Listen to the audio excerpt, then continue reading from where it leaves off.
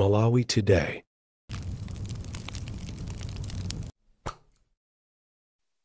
Good evening, Moni Malawi Nonse. Nkani nabwera nayo lero nkhani yayifupi kwambiri sinkhani yaitali. Mu February and March mchaka cha 2022 ndinabwera pano ndikunena kuti kuMangalande kuno anafufuza bungwe lijamati la National Crimes Agency anafufuza milandu yokhuza Katangale yemwe amakhala kuti zunza dziko la Malawi ndipo Katangale amene amakhuza nzika ya dziko lino ya Britain bambo Zune Sata komanso akuluakulu ambiri aboma ndi mlandu monga mukukumbukira kuti itatuluka ku Malawiko kuna zayamba kafukufuku osiyanasiyana komanso kunachitika zambiri ndithu kuti mpaka director wa Anti-Corruption Bureau anamangidwa komanso anthu angapo mpaka Inspector General wa Police anamangidwaso komanso anthu ochepa ena ndiye anamangidwa koma nkhani tinamva report yomwe anapereka President Lazarus Chakwera mu mwezi wa May 2022 atafufuza ku ACB kuti panali anthu 82 akuluakulu aboma ndi padali pano nkhani yabwera nayo pano ndikupheka kwambiri mawa bambo Zune Sata akuonekera ku court la ku Westminster Magistrate Court kuti akamve milandu yomwe boma la Britain liyambe kuwazenga nkhani yake yokhuza ndalama zimenezi atiuza ndi aku National Crimes Agency komanso pa court listing ya Westminster courts ikuonetsa ndithu kuti mlandu wa Zune Sata uja anthu amakhala kudikira uyamba mawalo apita akauze milandu yomwe akuaganizira kuti anapanga koma kwambiri akulemba kuti anachita chinyengo popereka Katangale ndiponso ndalama zina kwa anthu akuluakulu aboma la Malawi ndi monga tikuziwa mlandu umene ku Malawiko unakhalidwa pansi ambiri akhala kufunsa ena nayankhulapo zambiri koma mlandu panopa kunoko ndi kuti wapsa anytime uyamba ndi ukayamba pa malinga ndi omwe amatifotokozerawo umakhala kutifotokozera nkhani imeneyi pali umboni wozizimutsa kwambiri komanso kuphatikiza mafoni omwe akuluakulu aboma akuluakulu andale akuluakulu akukhoti atola nkhani maphunga nyumba ya malamulo anthu osiyanasiyana a civil society ena munaona nakhala chetacho onse omwe amayankhula ndi akuluwa ndithu kukhala ngati umboni umene ulipo komanso kuperekedwa ku court kumeneko ndi zomwe zimachitika kuno patience iso paja ena amafunsa mnango kunayamba uyamba mlandu unachedwa chifukwa kunali nkhani zoti ngati bambo Sata salapeza bwino koma mawa ndithu akuonekera ku court koyamba kuti akamve no milandu payamba paja milandu jana mati nali ma holding charges anango apatsa mulandu wakuti owaganizira pano ndi akapatsa no milandu yeni formal charges chomwe tapangira izi kunena kuti anthu ena anayankhula zambiri ananena kuti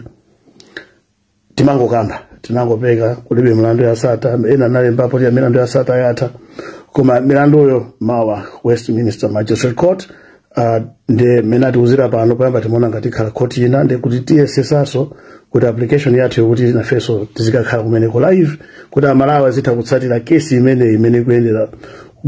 ndemvemve ayasewera matepe anthu akuluakulu athu ayatsula mayina tikuziwa kuti kumalawiko mlandu umene unakhazikitsidwa pansi koma kunoko vuto lake chilungamo ndithu chimachitika chimatsatidwa ndiponso ndikhulupirira kuti Amalawi amva nomvemvemve wa nkhani poti kumudziko kunali nkhani ngati kubisidwa kupotokoledwa mpaka na Amartha Chizuma anamangidwa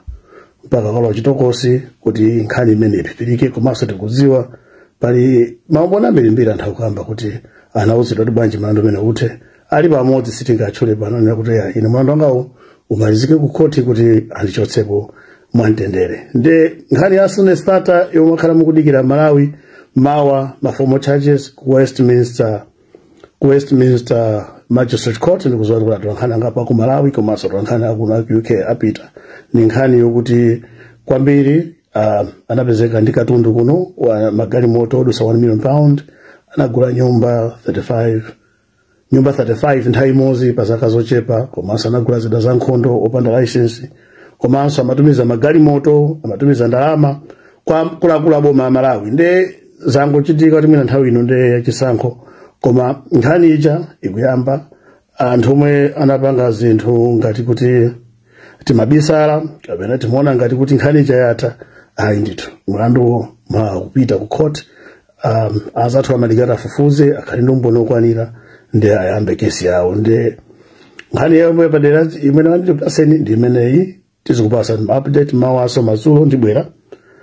sinenganene kuti ndikhala ku court kapena ayi koma ndithu malive tikayamba court ikayamba apa ndithu tizipezeka ndithu kotiko ndikumakupatsa update abwino ku court kungoti tineneretu kunoko kumakhala ma restrictions ambiri opanga reporting nde tiona kuti avomereza zoti zinena ziti ndizomwesanganene ziti koma timafuna tipemphe kuti amaloleza kuti nthawi zina voice yokha mutha kupereka live alipo anthu azipereka kuti ndithu ayesese kuti Malawi adziwe chilungamo cha ndalama zopitirira 150 billion za ma contracts zomwe zinakhuza ku polisi zinakhuza ku Malawi Defense Force zinakhuza ma ministries ambiri omwe anapatsa Bambo Sata ndiye nkhani zazone Sata zinazizira ku Malawi iko anthu anapanga zina koma nthawi inoyo kesi ijano ku UK yapsha ndiye National Crimes Agency yatsimikiza komanso pa listing ya makoti yomwe timatsatira kuno atsimikiza kuti kesi ya Bambo Sata mawa apita akapase milandu kayapita mwina ndi maloya zawoka akachoka meneko ndatipatsa masiku kunoko milandu imene mayendera atakupasa mwina na 6 months kuti azabwera tsiku lakuti uzatha tsiku lakuti kena apasa mwina 1 year depending kuti apangana chani maloyers yo ndeti kumva sikuti mawa akayamba ndeti yamba kumva koma mawa timva no ma charges komanso umboni woyamba uperekedwa makoti kuti ukakhala umboni chakwambiri ukati wapita ku court makhala public ndikuti zina zomwe tisiti mazizo wa Malawi timabisidwa timauzidwa mwachisisi zimaonera ngati zoopsa kukamba ku Malawi iko timaziwa kuti kuna tulankhani olimba mtima ambiri kumambira makanika kulemba ambiri amaopa frankhani inakhuza ma department ambiri ndetizi wiki ya mawa tibwere update chakumazulo wiki ya mawa lolemba kuli maumbonena kuti tinapeza kali ma audio tiyamba kusewera mmodzi kuyambira ku parliament nthawi mai Chizuma anasankhidwa kumeneko ndi kuli nkhani zodabwisa anthu amatumiza ma text komanso kulemba komanso ena makasonkhana ku nyumba zina zake kweli ya 9 kukalandira kanga chepe nkhani yake ndio dwalitsa kwambiri chifukwa mmene anthu akuvutikira panopa muona kuti chumachi mwina tinayamba kusokoneza kwambiri pa nthawi imeneyi nde nkhani zakatangale ku Malawi pano zilibe direction yeni chisina chilungamo chifukwa nkhani zimakhuza akuluakulu koma panopa tiyeni tiyangane maso no kuboma la UK komanso awawa kuti akuti chani ndiponso anthu akuti bwanji komanso tadziwa paja maina kumeneko amaopsha anthu kulemba maina amabisidwa anthu amaopsezedwa kudachitika zambiri pakati pa May tingoti kuyambira February 2022 nkhani inapita ku court kuno mpaka tsiku la lero kumwe ndabweranso kupasa na update iyi ndi update yanga number 1 mawa mazulo ndi band update number 2 lolemba number 3 kenako tizikupasani pang'ono mpaka nkhani ya Satayi mpaka timalize mwina pokwana chamu akatipasa matsiku akukhotiko nditiyonse zipita tikamvera konko chifukwa bwino wakuno kesi kayamba amakapatsa masiku mayamba si imaso kulibe zoti ayapite kaye adwala ayi ndithu osapanga nde usiku wabwino nkhani ya zizi timafuna tupereke ndi imeneyo kuti kesi jadakamba 2022 ambiri anayankhulapo zambiri ambuye nthawi yake yakwana kuti tsopano timvemve kuti ndalama zinayenda bwanji usiku wabwino nonse tidikire mawa kesi kayamba zikomo kwambiri.